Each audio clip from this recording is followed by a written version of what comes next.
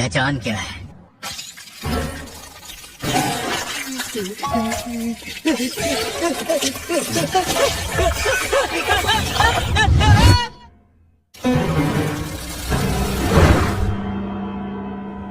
मैं राधीरो परिवार की सबसे बड़ी बेटी हूँ, ईसल। नहीं, मैं कुछ और पूछना चाह रहा था। हाँ? क्या तुम डीमंस के कानों में कोई आवाज सुनाई देती है जो तुम्हें इंसानों को मारने का हुक्म देती है? हाँ, हमें आवाज तो आती है पर वो हुक्म ये नहीं होता। तो क्या होता है? जिस जगह तुम हो उसकी हिफाजत करो। हमेशा से ही? नहीं, जब से यहाँ आए हैं तब से। जब से यहाँ आए हैं तब से? तो इससे पहले तुम कहाँ थी? इससे पहले हम डीमन लोक में रहा करते थे। फिर एक दिन हमने खुद को यहाँ पाया। उस डीमन लोक में तुम सब करते क्या थे?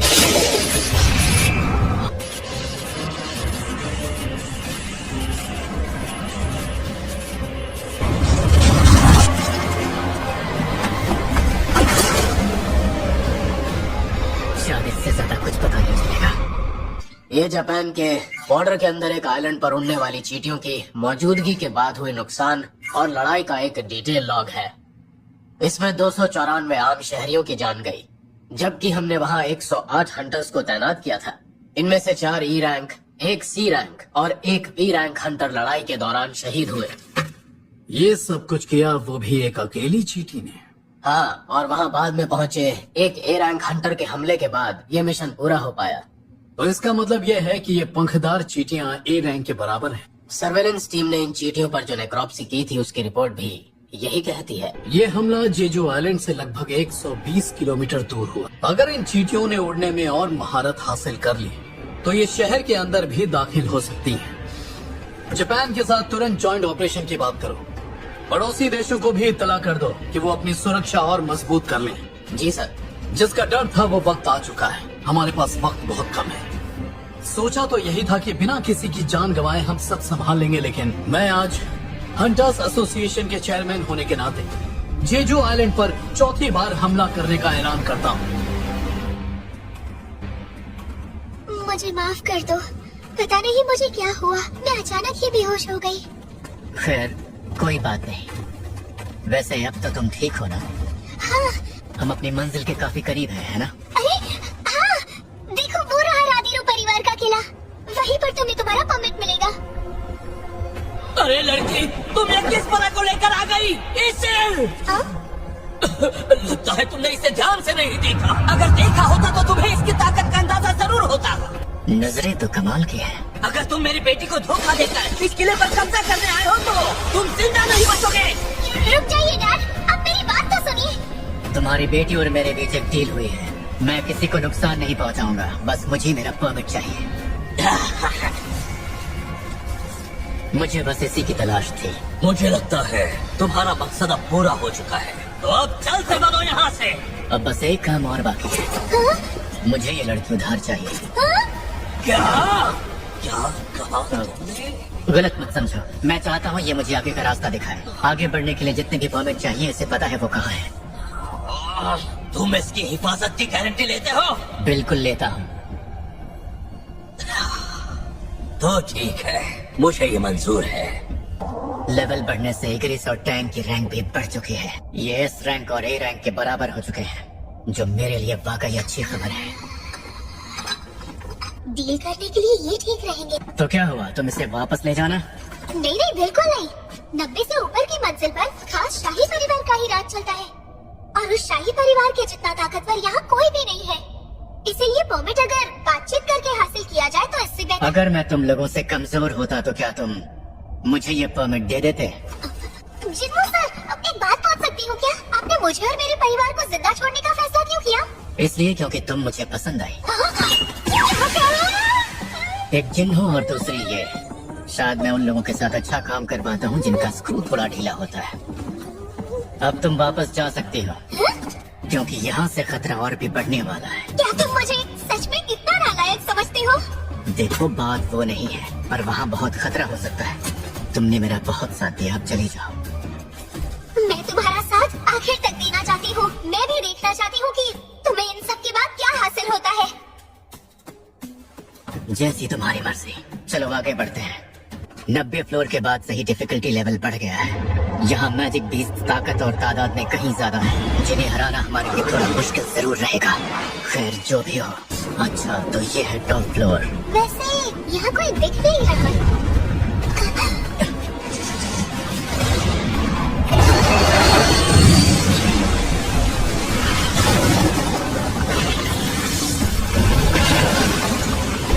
और ये है वो डीमन बरन मोनार्क। क्या जबरदस्त ऑरा है इसका, क्या मैं इसे हरा पाऊंगा? उसकी आंखों में उतरा खून साफ दिख रहा है। ये हवा में रहा तो इसे हराना मुश्किल होगा।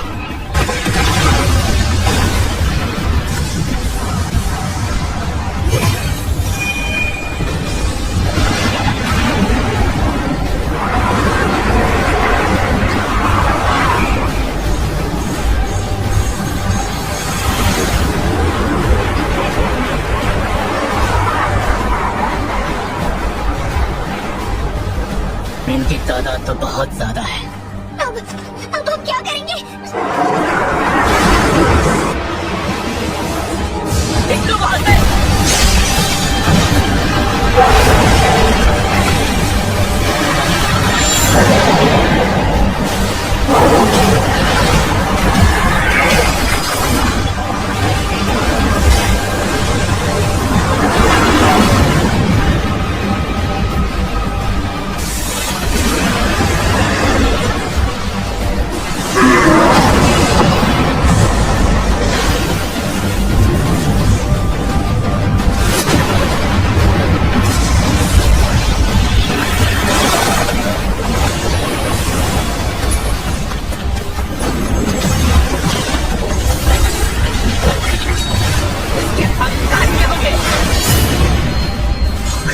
के बाद मुझे देख लिया।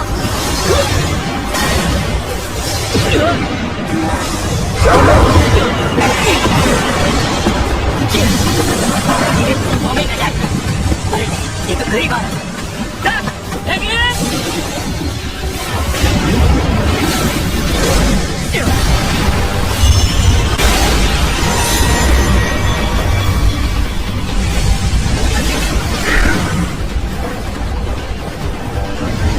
तो तुम जमीन पर आ ही गए। अब जाकर मेरी गर्दन को थोड़ा आराम मिलेगा, अब आएगा मजा।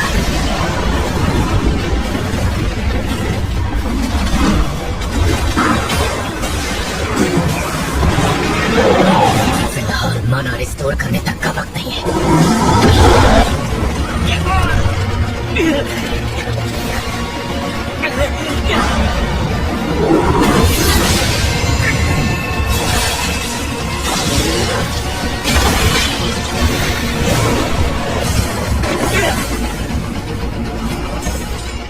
माना भी खत्म हो गई।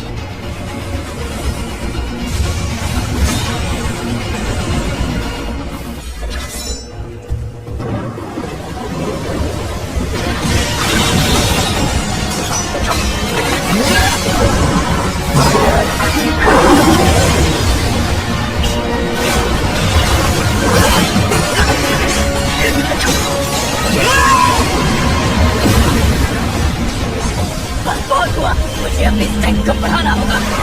इसके हाथों को उखाड़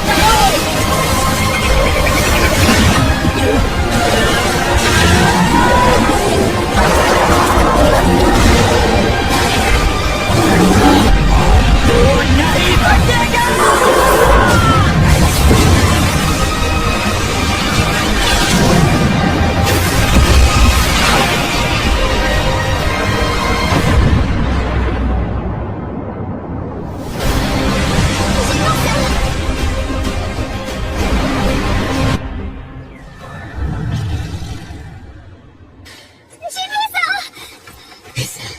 घर जाओ और अपने डैड से कहो कि अब से राधेसु परिवार यहाँ का मालिक हुआ। जिन्नो सा, वैसे सही नाम राधीरू है, राधीसु नहीं।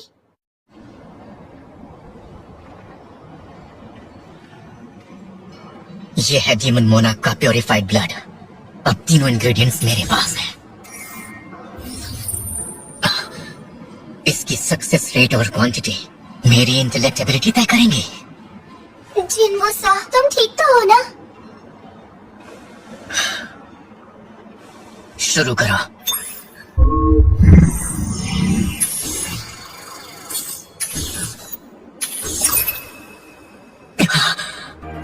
मुझे एलिक्सर ऑफ लाइफ मिल ही गया, लेकिन क्या ये मॉम की इटर्नल स्लीप की बीमारी को वाकई ठीक कर पाएगा?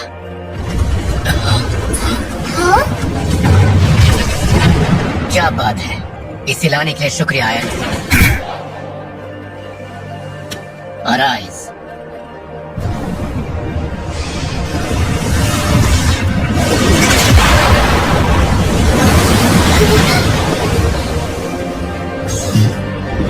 नाम क्या रखूं? काइसलिन, कार्कलिन, क्या नाम था इसका? तुम्हारा नाम होगा काइसल।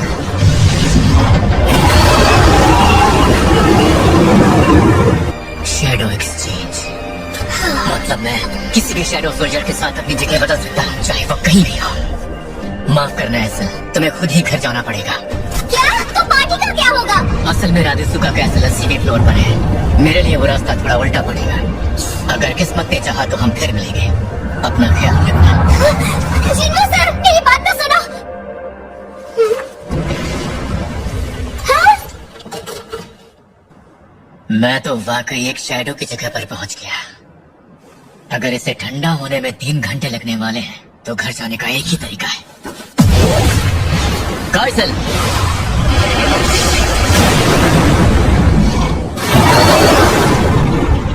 उनके हंटर्स की जादुई शक्तियों के पीछे वो चींटियां खींची चली आएंगी और इसी दौरान हम एक खास सिग्नल का इस्तेमाल करके उनके छत्ते में रुकावट पैदा कर देंगे। जब ये सब हो रहा होगा, इसी बीच हंटर्स की एक टुकड़ी उनकी कॉलोनी में दाखिल होगी और हम मौका मिलते ही रानी को खत्म कर देंगे। अब सवाल ये उठता है कि ये सिग्नल असरदार साबित होगा या नहीं। अगर सच कहूँ तो मुझे भी ये प्लान उतना खास नहीं लगा, लेकिन हमारे एनालिस्ट्स ने इसे हरी झंडी दे दी है। उनके हिसाब से सब ठीक है। वैसे भी अगर किसी वजह से सिग्नल असरदार साबित नहीं होता है तो हमारे पास प्लान बी भी है। योनो मेरे यार, जानते हो लोग यहाँ पर ड्रिंक करने इसलिए आते हैं ताकि वो रिलैक्स हो सके। तो अब तुम इस जाम का मजा लो और थोड़ा मुस्कुरा भी दो। बेहोंगो, यार मुझे तो कुछ समझ ही नहीं आ रहा। इतनी फिक्र करोगे तो उम्र से पहले बूढ़े हो जाओगे। ये क्या बकवास कर रहे हो तुम? ये है बियोंगो, एक एस रैंक हीलर। इसके बारे में खास बात ये है कि इसने बिना चोट खाए भरी जवानी में ही रिटायरमेंट पा लिया। और एक वक्त ऐसा भी था जब हम दोनों साथ में काम करते थे। ये आज भी वैसा ही है। नए लोगों के लिए इसके सेंस ऑफ ह्यूमर को समझना आज भी मुश्किल है। मेरी बात सुनो योनो, क्या तुम सच में वहाँ जाना चाहते हो? हाँ, ये जानते हुए भी कि वहाँ योन सियोक के साथ क्या हुआ था? मैं इसीलिए तो वहाँ जाना चाहता हूँ। अगर हमने उन चींटियों का जल्द ही कुछ नहीं किया तो ये हादसे हमें शहर भर में दिखाई देंगे। वैसे मुझे ये बिल्कुल नहीं पता था कि तुम इतने बड़े देशभक्त हो। देखो, अब मैं चाहकर भी पीछे नहीं हट सकता, इसलिए तुम इतना समझ लो कि मैंने देशभक्ति को ही बहाना बना लिया है।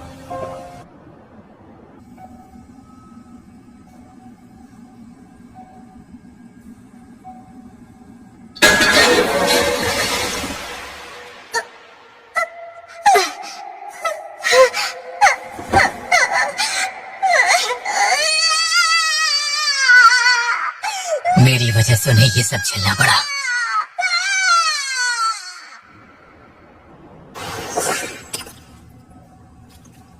पता नहीं वो इसे पी पाएंगी या नहीं। अगर पी भी लेती है तो इससे कुछ होगा, इसकी कोई गारंटी नहीं।